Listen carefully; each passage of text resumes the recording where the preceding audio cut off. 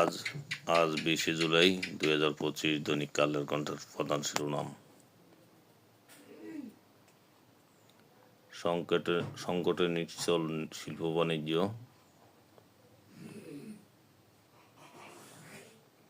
আলহামদুলিল্লাহ এখন অনেকটাই সুস্থ আছি। জামাতের আমির।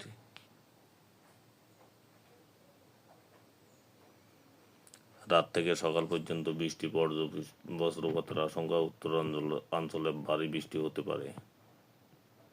সালাউদ্দিনকে নিয়ে এনসিপির নেতারা বক্তব্য উত্তাল কক্সবাজার। 20 বছর কোমায় থাকা সৌদি প্রিন্সের মৃত্যু।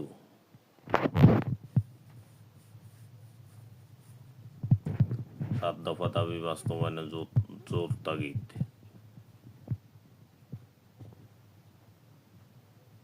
নোয়াখালীতে এখনো পানিবন্দী 17,000 পরিবার।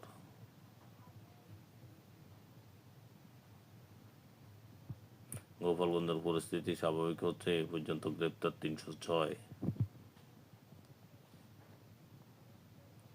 ফিরে দেখা কারফিউর মধ্যেও সংঘর্ষ, নিহত 37। ফিরে দেখা 20 জুলাই 2024। উদ্বোধনের 21 মাস পরও নিষ্ক্রিয় তৃতীয় টার্মিনাল।